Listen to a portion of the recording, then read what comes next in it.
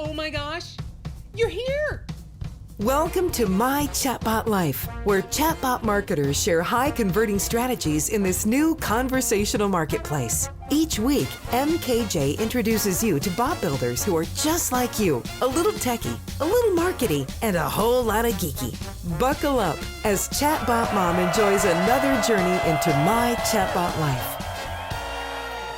All right, bot buddies. All right, you have to hang on for this ride because I know this gentleman and I are going to have a conversation that you are just going to have to try and keep up with because when we get together and chat, it goes into directions and such incredible topics that I have to hang on for the ride. So I know you're going to have to hang on for the ride. So if you don't know this gentleman yet, let me introduce him to you, Michel Tremblay. He is the owner of Fabrique à Client.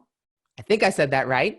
And he is an incredible, not just bot builder, he's an incredible human. So welcome to the conversation, Michel. How you doing? Pretty good, thanks. Yeah? Pretty good. Did I say the name of the company right? Yes, pretty Close well. enough? Your French is 97% on the spot. Close enough. Yeah. I just had Ancestry keep sending me my DNA and they keep changing it because the science keeps changing. So I keep having different, percentages of different nationalities. And I think it's about 4% French. So That's pretty good. we're getting closer. Yeah, that must be like your rebel side. Must Like the French, they love to take the streets. I think it is. All right, sir. So I know you and I met several months ago. We've talked a couple of times in different types of videos and things. But this I really want to focus on really your journey. So start me off with before you came into chatbots, right? Because I know you and I are in the world of chatbots and conversational design and marketing and that kind of thing.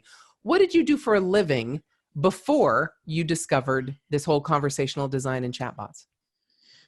This is one of the questions that I like and hate the most at the same time because it's a short or long one. Short one is like a lot of things. That's the easy way of saying it, right? That's the easy way. And the long one is, well, I used to be an academic, so working in research and stuff. So I used to be a state servant in many ministries or departments in tax issues, revenue, finance, economics, social, immigration. So I did a lot of stuff as a public servant for at least 10 to 12 years. I think I started back in 2004 or 5. I did like a long stay at the university. I think I stayed like 7 years on the benches, basically too long. But anyway, so I did a lot of research. I was researching fraud and anything that was like very like, state oriented to save people. Basically when I was a student, I wanted to save the world. Like that was my goal. I used to be a little bit like left wing, and in Canada we say like Marxist in a very simple way, and not like in the US. I was a little bit lefty oriented, and I wanted to save the world so bad. So that's what I did for 10 years, more or less. And at the end, I did immigration. So that was I started actually seeing people, because the thing is when you work as a public servant, you don't talk much to people, right? Right. And that sort of like took me out of my cage because I was basically behind a computer all the time and emailing people, not even having phone calls. Because I was isolated. And that job as a immigration officer, I used to go to Hong Kong for interviews, for example. Wow. So I was like really like a good job working out of the country, talking to people, meeting people, all that jazz. Wow. It took me out of my cage, and it's sort of like the lion got out and it never wanted to go back in.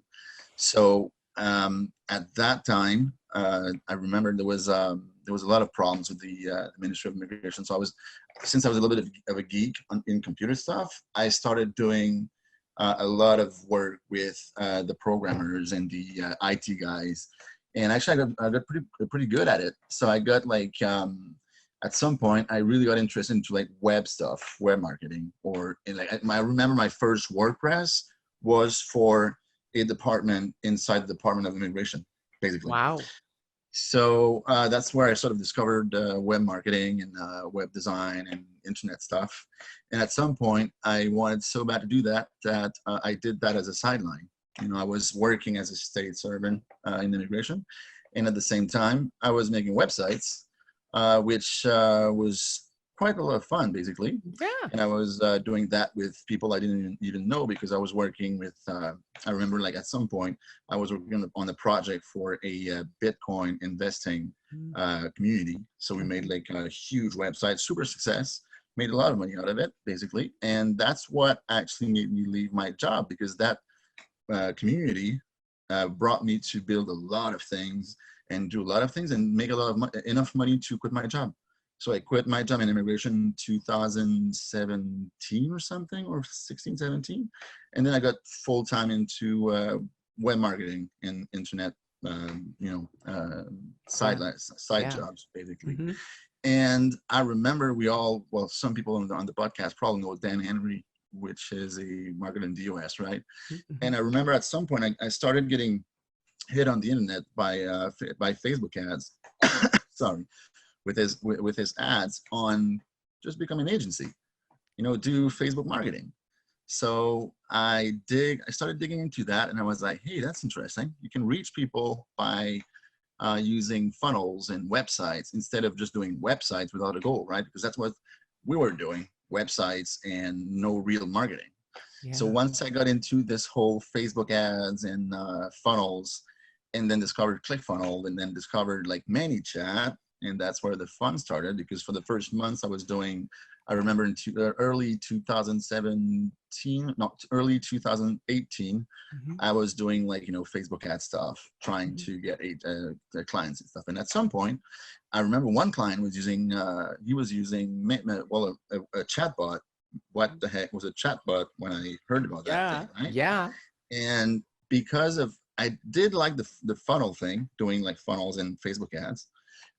But once I opened up ManyChat, which is the platform for chatbots, and saw how I could design conversations, well, at the time I used to say break up emails and build them back up into the platform, right? Yeah.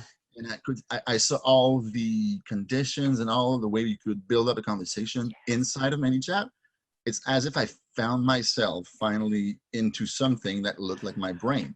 Yes. I remember when I started, I was like, have like full nights with no goals in mind, just connecting. I was making chatbots for myself, basically. Yeah. Just for the fun of it. Yeah. Just for the fun of it, because I really found something that really talked to the way I am, which is a little bit ADHD like. My brain goes everywhere. I like everything. Like it's like in all this whole and it's all connected. It sort of like became all connected, and ever since 2018, I think at the mid 2018, 100% chatbot, and just building my agency. And now it's getting to the point that it's getting bigger and almost breaking up, because I'm getting more clients than ever. And especially since the COVID-19, our side of marketing, people who don't make website with buttons without, direction on like to products or sales with results, basically, it's just been picking up so much. And also, well, we work together, and that was very like productive and with a lot of results, basically. So yeah, that's the long story, and it could be even longer than that, but yeah, that's the linear one. Wow. I had no clue. I didn't remember that you were a public servant, that you worked for the government. When you say in university or education, is that what you called it? Did you lecture on or teach classes on finance or taxes or anything like that? Or how did that come in? I did. Well, I did my BA in economics and politics, and then I did a master's in international relations, and then a master's, the second one, in international economics and taxes. I was like a geek. I wanted to make people, like big corporations, pay their taxes, like Amazon and stuff, in a fair way. That was my goal. So I did teach at the end of my master's when I studied in Manchester for a year. So I was an assistant there teaching tax policy in the UK or something, some weird things. Yeah. I do still have a lot of my heart still with these things. And I wish I had more time to read on like, tax issues and social issues, but related to distribution of money and stuff. Yeah. But yeah, well, it's a thing of the past. And I think we all do that. I did the same thing in college. I just wanted to save the world. I just wanted to help people. I was doing a lot of education when I was going to college. This is going to date me. when I was going to college, was actually when the AIDS virus was finally discovered.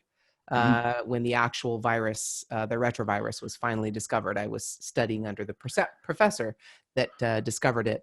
And so I was doing AIDS education, educating the students that you don't have to be afraid, you know, use condoms, all this kind of educating people on what it actually was and not to be so afraid, just to protect themselves. And so we're so altruistic, right? When we're young and we want to just save the world, and then we have to actually go out and get a job and actually provide for ourselves and find a way that this world works to balance all of that. To realize we can't just give everything to everybody. There is a certain amount of responsibility people have to take for themselves. And, you know, we can give to the people who really, really need it and help people who are trying to make their way the best they can. And that's the way I look at it now, right? I'm just trying to help people make their way the best I can. Yeah. Wow. And it makes for the best business. Go ahead. Yeah, well, I was going to say it just makes for the best business people, because in the way, you don't try to sell stuff. You try to help people with the things you're selling in the best way possible, which is way different than I see some business owners just wanting to get the money out of the system and just like not really thinking about their impacts and not really thinking about the ethics and, you know, all the important things that I still value today. Well, I think that path, which is a little bit of a zigzag, you know, until today, but that zigzag, I would do it times and times again, just to still have today those values that are part of my business, the clients I have, the partners, everything is made up of that stuff, of that really ethical and moral layer in my business. Yeah. So tell me about that, from that and what you're doing now. And I know you're doing amazing things now. And even from the time that we met to now, I know you've done such incredible things in your agency and in your life, and some of the goals that you set for yourself that you've already achieved. But go back to when you first discovered chatbots and got all excited. I agree 100%. It basically, the way I describe it is, it's like it grabbed me by the throat and it has not let go. And I cannot think about anything else. This is what I love. This is just, it's my world and I love it. And I have not gotten bored yet, which is really good, because for me, I'm the same as you. I've done a lot of different things. I'm a project person. I need a new project. I'm not a maintenance person. I am much more a project person. I need the next project, the next new thing, the next thing to work on, all of that. And when I discovered chatbots, I have not let go yet. And this is 3.5 years later. So that's a run. That's a record for me to stick with something for more than 3.5 years. And still be passionate about it. So let's go back to when you first discovered that, and you went through the website, web development, and chatbots and ClickFunnels and all those things. Tell me about, in your business, what was one of the biggest mindset shifts you've had to make? Whether it's back then with ClickFunnels and all of that, or more recently, what's one of the biggest mindset shifts you've had to make, and how did you do that? I think the biggest mindset shifts happened quite lately, basically, because when I started, I was doing everything, basically, because I'm sort of a good jack of all trades, as in trades are fun and like you say, like new projects. So I would take everything on. So I didn't focus on, well, I didn't really know that by focusing on one thing, I would save myself a lot of job, basically, because I would just get my processes better and scale up, right? So the biggest mindset was to shift towards niching down into one or two or maybe three things, which was the hardest thing to do, but the most beneficial ever. And I think it's, now that I've done that, I'm sort of doing the same thing in my life. I'm sort of niching down friendships. I'm niching down sports. I'm focusing on fewer aspects. I'm really applying the Pareto law at its best. And I guess I sort of like thought in the Pareto law way before that. Once I started niching down my business, the 20% efforts on that, really like having only this energy in the 20%, had an impact, a huge impact on the full 80%. And then everything started changing. basically. So that was the big mindset shift. Just focus on one thing, one niche, and one project at a time. Yeah. Wow. And Which then is still hard.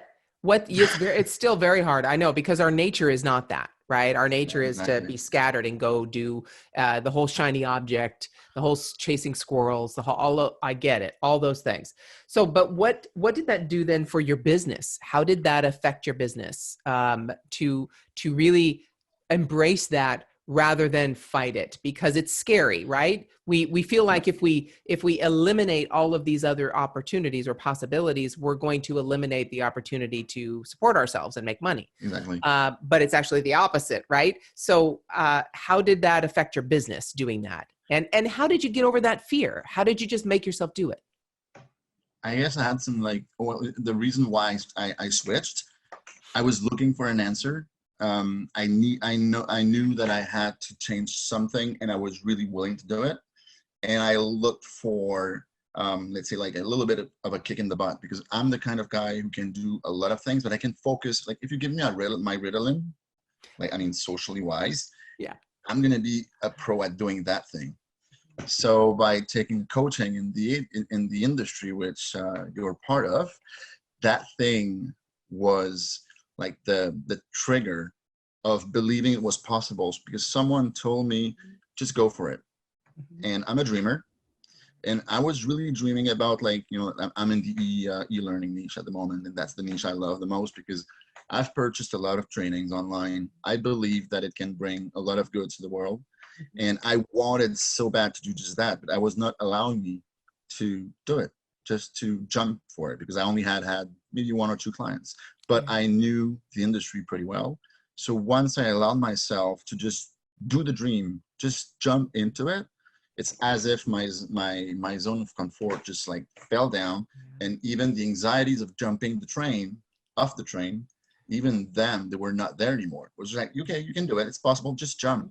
Yeah. And the jump was like a free fall with a parachute. Yeah. And everything just fell into piece. Like everything was like organized in a way that was never like that before. So I think the key to that is for me, was to just allow myself that the dream is possible. There's a book, right? The Giant Leap, or Just Take the Leap. What's the book? Big Leap. The Big Big Leap. I'm Yes. reading at the moment. I'm like, Yes. I'm sort of reading what I just did. And I'm like, yeah, that's the way to do it. Your upper limit, you need to break it, but you need to recognize it. And one of the things that made me jump was to recognize how out of focus I was, how to focus because of limitations that I was like, it's not possible for me. I'm not that guy. I'm not this. I'm not that. And once I recognized I was putting limitations to myself, I just started going towards my dream, and then it just happened. And I say dream. It was a dream just to jump into the e-learning niche. It's a weird dream, I guess, but it was mine. So.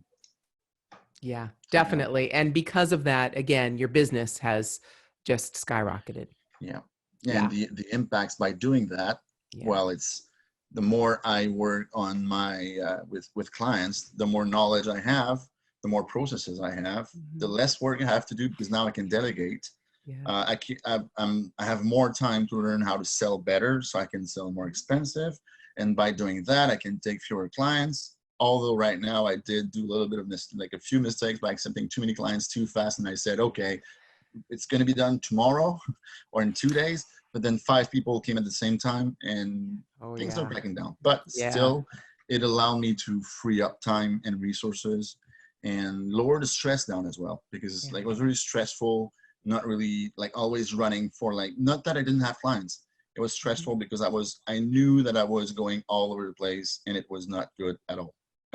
I knew I was not going to go anywhere by doing that. I remember you talking about not sleeping and those kinds of basic things that are key indicators of too much stress, and just needing organization to make things run smoother so that you don't have to take it on all yourself. So when you have those kinds of situations where you get too many clients all at once, your problem is not delivering on services. Your problem is, can you hire people quickly enough to be able to fulfill what you've promised for those clients? And it just switches to a different focus, a different need that you have for your agency. Wow. Totally. Okay. So think about all those things in business. We've talked a little bit about mindset. We've talked a lot about mindset. But now let's go into actual business itself. What was one of the biggest business obstacles you had, or roadblocks or mistakes that you made, and how did you overcome it? I mean, as in business, since I'm the owner, the business is me, or as in the business, the industry? Either one, whichever one, in terms of your business and helping you be successful. What's one of the biggest obstacles you had to overcome, or mistakes that you made that you had to recover from, and how did you do it? So I guess like many self-employed or solo agency owner, we're producing everything. When we start, we're doing everything, and we're not machines. Some people are better than others at organizing tasks and projects, and sorting out stuff on the schedule and organizing their time and production, right? So I had a problem in focusing, doing one thing more than 20 minutes, basically, because I would leave my messenger open, so I would get notifications from clients, and the full day would go on, and I would be like, did I do anything today? Oh, well, I sort of did what my brain likes. I did 1,000 things, but I didn't go anywhere. That I don't like it. Yeah. So I started doing some, I learned about the Pomodoro Technique, which I'm still using to this day, to have stretch of work times. Mine is 52 minutes and 17 minutes breaks, and then I start again. And that was one of the biggest tool or breakthrough that I had, just focusing on one thing, turning off every single notification, email. I check my email at 12 and 5 o'clock, and my messenger, I don't even open it the whole day, basically. So by cutting down on noise, basically, because my brain likes noise, it likes diversity and stuff.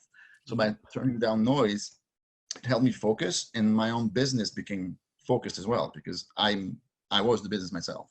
And by doing that, well, I got more time and more energy, because we were talking about sleep and stuff. My health was bad before I started doing the right things for my business. So I started sleeping better, having a better health, having a more regular schedule, no more 11 o'clock work hours, at night.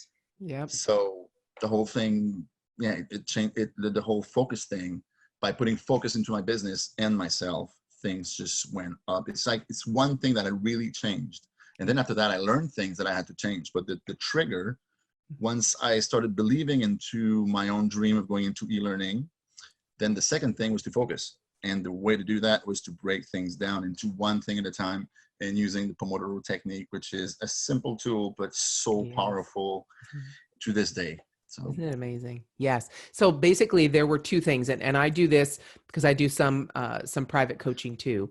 And I do this with a lot of students that from our Body Academy Bootcamp and other private coaching clients, where if you just look at what is necessary right now, especially if you are stressed and frustrated and it's just like you feel like you're going 1,000 miles an hour, but not getting done what you need to get done.